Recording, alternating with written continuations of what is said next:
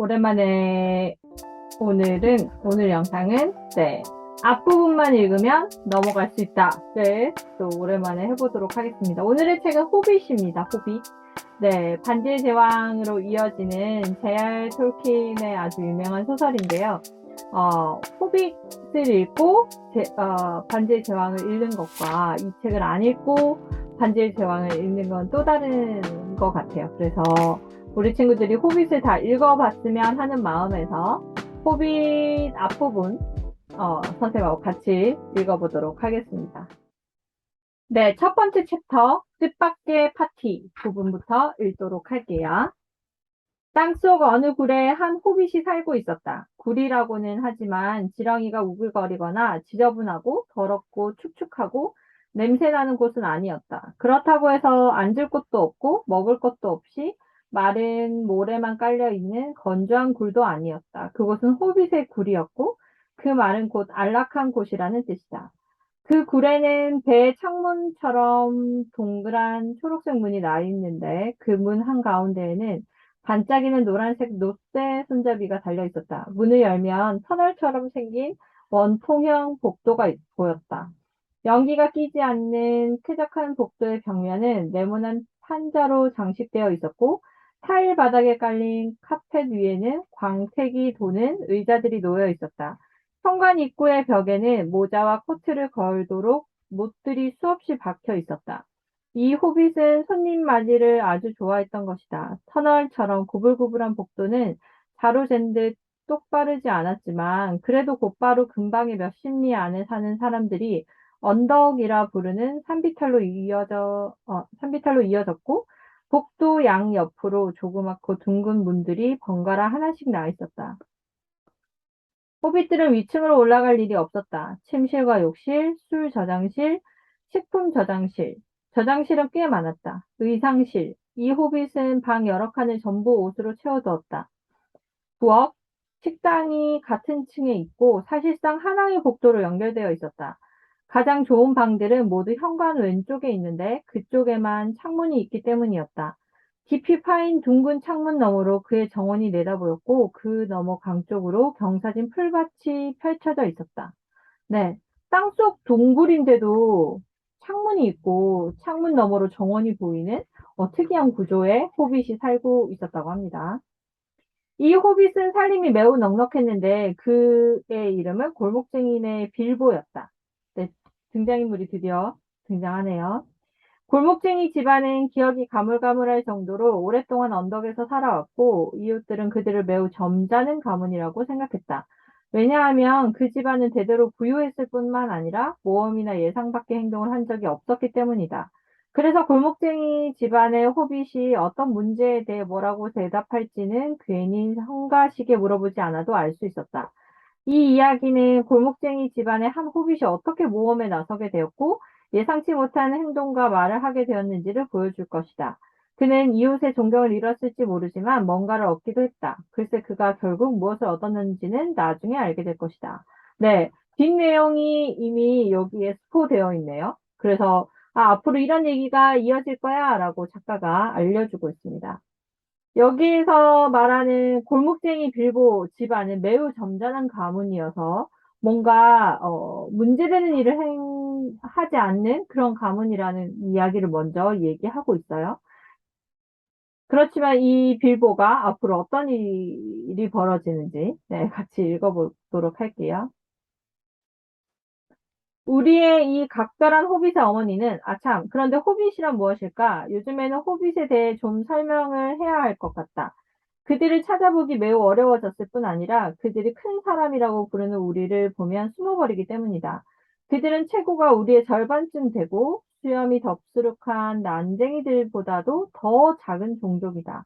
호빗들은 턱수염이 나지 않는다. 그들은 마술을 전혀 부릴 줄 모른다. 여러분이나 나같이 크고 어리석은 족속이 코끼리처럼 쿵쿵대며 어슬렁거리면 1에서 2km 밖에서도 그 소리를 듣고 재빨리 조용히 사라지는 평범한 재주밖에 없다. 그들은 배가 불룩 나오는 경향이 있으며 보통 초록색이나 노란색 같은 밝은 옷을 즐겨 입는다. 신발은 신지 않는다. 발바닥이 천연 가죽처럼 질기고 머리카락과 똑같이 굵고 곱슬곱슬한 갈색 털이 발을 따뜻하게 감싸주기 때문이다. 재주 많은 갈색의 긴 손가락, 선량한 얼굴, 깊고 풍부한 웃음소리. 가능하면 하루에 저녁을 2번 먹고 식사 후에는 특히 큰 소리로 웃는다. 이제 호빗에 대해 어느 정도 알았을 테니 이야기를 계속하도록 하자. 네, 이런 얘기를 읽을 때는 머릿속으로 상상해야겠죠. 호빗의 모습, 얼굴, 체구, 네, 이런 것들을 상상하면서 이 책을 네, 계속 읽겠습니다. 조금 전에 말한 이 호빗, 즉 골목쟁이네 빌보의 어머니는 그 유명한 툭 집안의 벨라돈나이고 언덕 아래로 흐르는 작은 강 건너편에 사는 호빗들의 우두머리인 툭 노인의 훌륭한 세 딸 중 하나였다. 다른 집안에서 수군되는 말에 의하면 오래전에 툭 집안의 조상 중 한 명은 요정을 아내로 얻었다고 한다. 물론 황당한 이야기지만 분명 그들에게는 호빗답지 않은 데가 있었고 간혹 툭 집안의 한두 명은 어디론가 모험을 떠나곤 했다. 그들은 조심스럽게 사라졌고 가족들은 입을 다물었다. 하지만 그런 사실 때문에 툭 집안은 분명 더 부자이기는 했지만 골목쟁이 집안만큼 존경을 받지는 못했다. 그렇다고 툭 집안의 벨라돈나가 골목쟁이의 붕고의 부인이 된 다음에 모험을 떠났다는 말은 아니다. 빌보의 아버지인 붕고는 아내를 위해 그녀의 돈도 일부 들여서 언덕 아래 언덕 너머 그리고 강 건너에 이르기까지 찾아보기 어려운 대단히 호화로운 호빗 굴집을 지었고 그들은 그 집에서 평생 살았다. 그녀의 외아들인 빌보는 외모나 행동이 견실하고 유쾌한 게 아버지를 복제해 놓은 듯 똑 닮았다. 하지만 툭 집안에서 이어받은 뭔가 약간 기묘한 기질이 숨어 있어서 언제일지 모르지만 그 기질이 발현될 기회를 기다리고 있을지도 모를 일이었다. 그러나 골목쟁이네 빌보가 50살에 이르러 성인이 되었어도 그 기회는 오지 않았다. 그는 아버지가 지은 그 아름다운 호빗 굴집에서 살았고 사실상 확고하게 뿌리를 내리고 정착한 것 같았다. 오래전 세상이 지금보다 훨씬 더 고요하고 초록빛 풀이 더 무성하고 호빗들이 더욱 번성하던 시절의 어느 아침에 골목쟁이네 빌보는 아침을 먹은 뒤 그의 집 문 앞에 서서 말끔하게 빗질한 털로 뒤덮인 발가락에 닿을 정도로 기다란 나무 담뱃대를 물고 담배를 피우고 있었다. 바로 그때 간달프가 그 앞을 지나간 것은 참으로 묘한 우연이었다. 간달프라, 내가 그에 관해 들은 이야기는 아주 조금밖에 되지 않지만 만일 내가 들은 이야기의 반의 반만 들었더라도 여러분은 아주 놀라운 이야기를 기대할 것이다. 그가 가는 곳 어디에나 이야기와 모험이 싹트듯 생겨났는데 그것도 아주 놀라운 것들 뿐이었다. 그는 친구였고 툭 노인이 죽은 후로 오랫동안 언덕 아래 땅을 밟지 않았다. 그래서 호빗들은 사실 그의 얼굴을 거의 기억하지 못했다. 지금의 어른 호빗들이 어린아이였던 시절에 그는 볼일을 보러 언덕을 넘고 강을 건너 멀리 떠나서는 돌아오지 않았던 것이다. 그날 아침 빌보의 무심한 눈길에 들어온 것은 지팡이를 든 어떤 노인이었다. 그 노인은 기다랗고 뾰족한 푸른색 모자를 쓰고 긴 회색 망토에 은색 스카프를 들고 있었다. 스카프 위로 흘러내린 흰 수염이 허리춤 아래로 늘어졌고 검은색 구두는 매우 큼지막했다. 좋은 아침입니다. 빌보는 이렇게 말했고 이 말은 진담이었다. 태양이 화창하게 빛나고 있었고 풀밭은 온통 실록으로 푸르렀다. 그러나 간달프는 그늘진 모자태보다 더 튀어나온 길고 짙은 눈썹 밑에서 그를 바라보며 말했다. 그건 무슨 뜻인가? 내게 좋은 아침이 되기를 바란다는 말인가? 아니면 내가 원하든 원치 않든 좋은 아침이란 뜻인가? 그것도 아니면 오늘 아침에 자네 기분이 좋다는 말인가? 아니면 뭔가를 하기에 좋은 아침이란 말인가? 그 모두 다입니다. 게다가 문 밖에서 담배 피우기에도 아주 좋은 아침이지요. 혹시 담뱃대를 갖고 계시면 제 담배를 넣어서 태우시지요. 서두를 필요가 없습니다. 아직 하루해가 창창하게 남았으니까요. 이렇게 말하면서 빌보는 문 옆 의자에 다리를 꼬고 앉아서 연기를 내뿜어 아름다운 회색 고리를 만들었다. 그것은 흩어지지 않고 그대로 공중으로 올라가 언덕 너머로 흘러갔다. 아주 멋지군. 하지만 오늘 아침에는 연기고리를 만들 시간이 없네. 실은 지금 준비하고 있는 모험에 같이 갈 사람을 구하고 있는데 찾기 어렵구먼. 그럴 겁니다. 아마도 이 근방에서는요. 저희는 평범하고 얌전하거든요.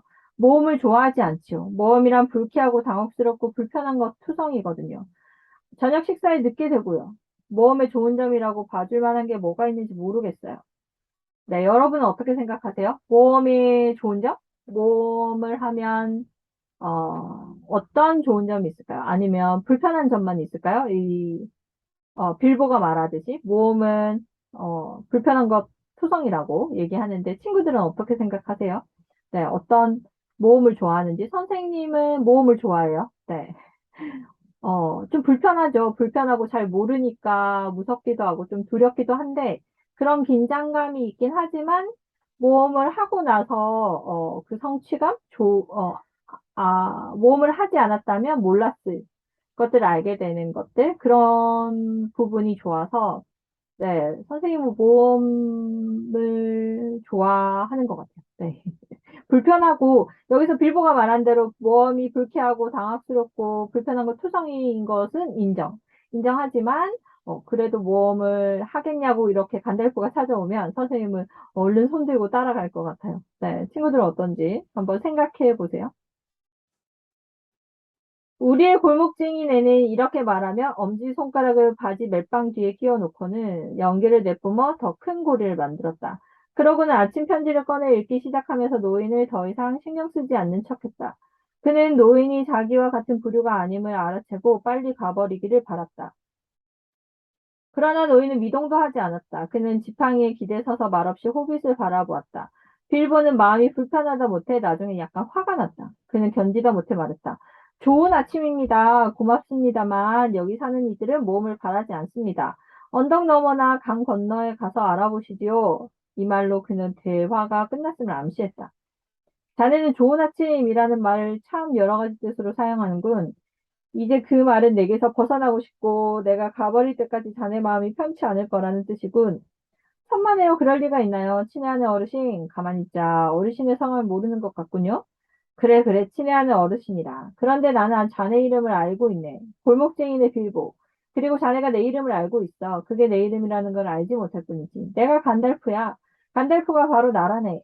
내가 문 밖에서 물건 파는 행상인처럼 툭 집안 벨라돈나의 아들에게 좋은 아침이란 소리를 들을 때까지 살게 될 줄이야.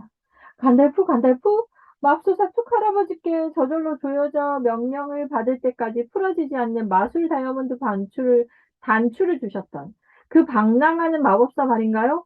파티에서 용과 고블린, 거인 이야기, 공주를 구출한 사건이나 과부하들이 얻은 뜻밖의 행운에 대해 재미난 이야기를 들려주셨던 그분이라고요?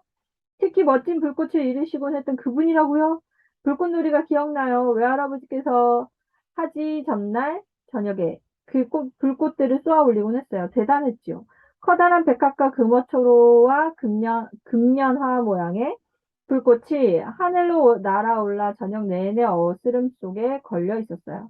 골목쟁이네가 스스로 생각하듯이 그렇게 몰취미한 호빗은 아니고 꽃을 매우 좋아한다는 것을 여러분은 벌써 알아차렸을 것이다. 네, 다 설명이 꽃과 관련된 이야기니까 취미가 꽃을 좋아하는구나 이걸 알 수 있는 대목이 되겠죠. 그리고 또 엄청 간달프에 대해서 자세히 알고 있어요, 사실은. 그쵸? 이랬던 간달프란 말이에요. 라고 이렇게 얘기하는 걸 보면. 아니, 그 많은 차분한 젊은이들이 미친 듯이 모험을 찾아 아득히 먼 곳으로 떠나게 했던 그 간달프라고요? 나무에 올라가거나 요정들을 방문하러 아니면 배를 타고 다른 해안들을 항해하러 말이죠. 정말 세상은 옛날이 훨씬 더 아니, 제 말은 당신이 옛날에 이 마을을 완전히 뒤집어 놓곤 했다는 거죠. 죄송합니다만 아직까지도 그런 일을 하고 계신 줄 전혀 몰랐어요. 뭔가 이런 표현들을 보면 네. 호빗이 이 빌보가 모험을 싫어하지 않는 것 같지 않나요? 네, 이런 걸 다 기억하고 있고 알고 있는 걸 보면 싫어하진 않는 것 같은데. 네, 계속 읽어볼까요? 내가 달리 뭘 하고 있어야 하겠나. 어쨌든 자네가 나에 관해 뭔가를 기억하고 있으니 기쁘군. 적어도 불꽃놀이를 즐거운 기억으로 간직하고 있는 것 같으니 희망이 없는 건 아니야. 실로 자네의 툭할아버지와 가엾은 벨라돈나를 생각해서라도 자네가 원하는 걸 주도록 하겠네. 죄송합니다만 전 뭘 원하는 적이 없는데요? 아니, 그랬어. 지금 두 번이나 말하지 않았나. 죄송하다고. 그러니 내 용서를 원한다는 뜻이지. 그래, 용서해주지. 실은 더 나아가서 자네를 이 모험에 보내주겠네. 모험 싫어한다고 했는데?